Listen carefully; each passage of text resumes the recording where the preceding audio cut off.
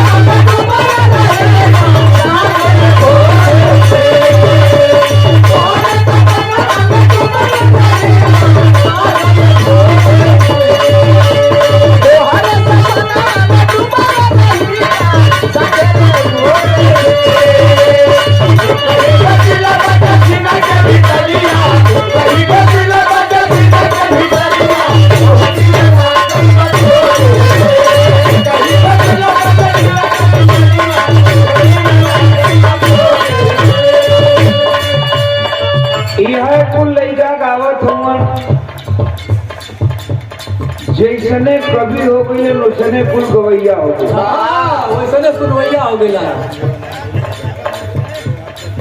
ढूंढिया जो बनावा मेहरारून के ढूंढी के तो एकदम वजन होगा पवनो होंगे वो बाँचल लिखे गवैया के लिखला से गवैयन के गौला से वैसने कवियो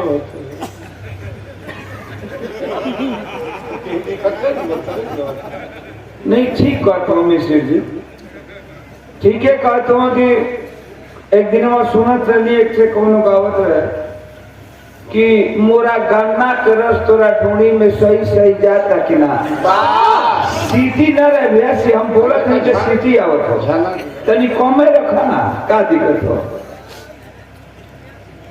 ता कल में फेरे के उठिए नहीं के मिलत लेकर ढूंढिए हौदी हो गई छठ में तो बड़ा दिक्कत से मिले सोचा लो छठ में एगो कोनो गवैया गवलस की ओही रे जगैया दांते काट दियलन राजा जी काहे न जिभिया से चाप दहला राजा जी फुहर कहीं ये क्यों करे ले का रे तू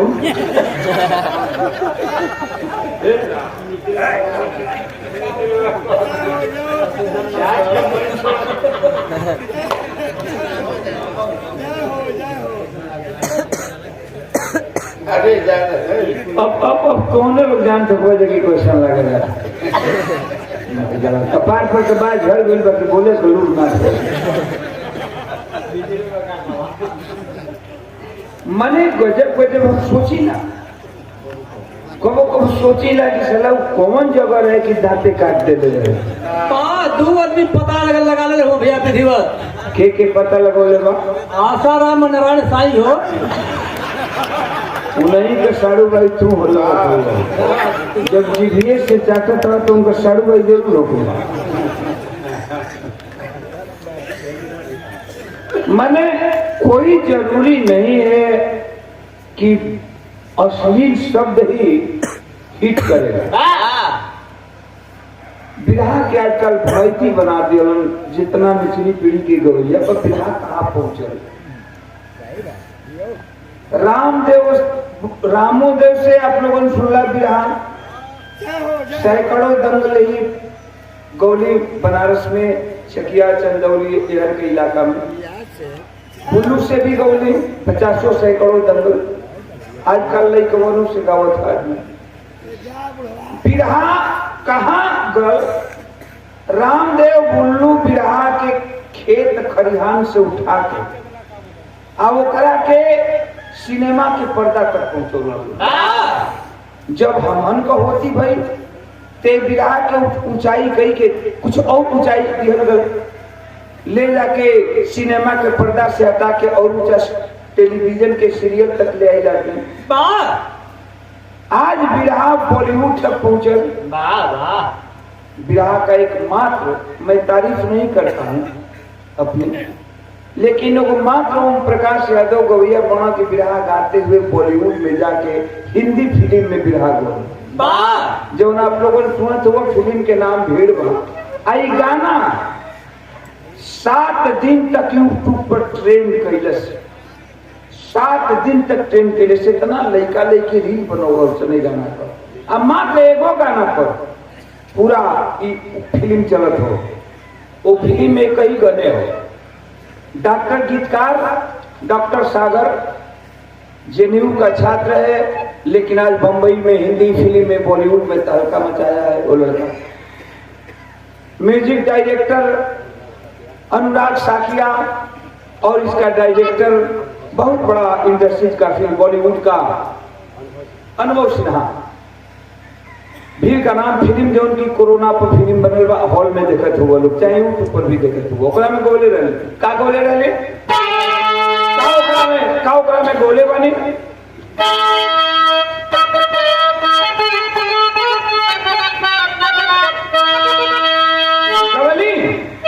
कि खूनवा पसीना सहरिया में भैया कौड़ी के भाव में बिकाइल बा। चल उड़ चल सुगना गौवा के ओर जहाँ माटी में सोना हेराइल बा। उड़ चल सुगना गौवा के ओर जहाँ माटी में सोना हेराइल बा। घर एक नैया के सपना सजा के मछलियों से ज्यादा दहिया खटवनी। हाय रे कर्म यही पेटवा के कारण, हाय रे कर्म यही पेटवा के कारण कबवा चुमैनी कड्यूटी भवनी। भीड़ में वैसे भुला गईलो जैसे, भीड़ में वैसा भुला गईला जैसे बोरा से सरसों छिटाइल बा। चल उड़ चल सुगना गौवा के ओर जहाँ माटी में सोना हेराइल बा। तई हो इट कैलस जो उनकी 7 दिन तक यूट्यूब पर ट्रेंड करत रहे। तो खाली छिनरिये भोजी कजरवा टिपुलिया इट नहीं करत। हाँ ओ गायक के गायिका के हम धन्यवाद दे पड़ी। जौन गायिका एक गीत के गौले में कौन मास्टर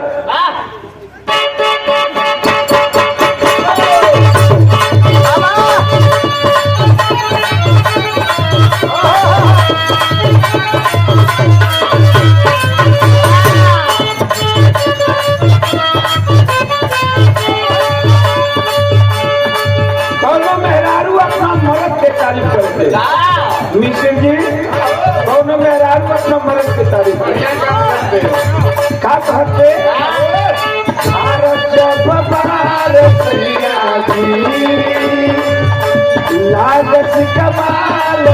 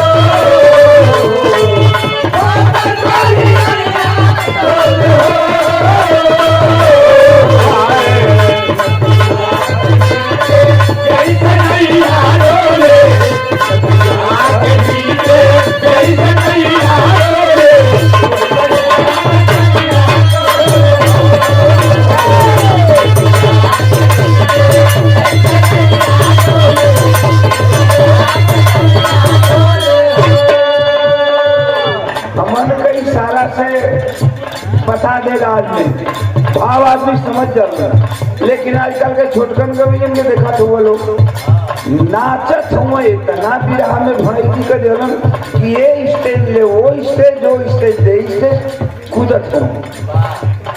बिरहा का एक सम्मान हो, बिरहा का एक लक्ष्मण रेखा हो। भाव ऐसा बता था कि आदमी समझ भी जाए, मजा भी आ जाए और मजा भी ले ले। बहुत बहुत बबलू सोनकर भैया गया यादव सिकंदरपुर, दाया यादव सिकंदरपुर भैया के बहुत बहुत नमस्कार प्रणाम बा।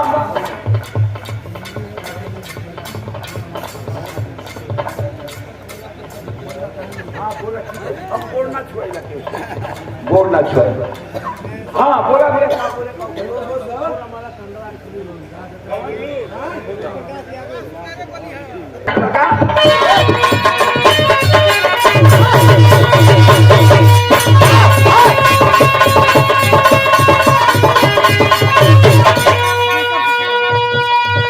देखा जवना बिरहा में पूर्वी न भर, बिरहा का कोनो मतलब नहीं हो। और ये हमारे पूर्वी का कई छह रूप होला, ये वो बिहार का रूप बा पूर्वी का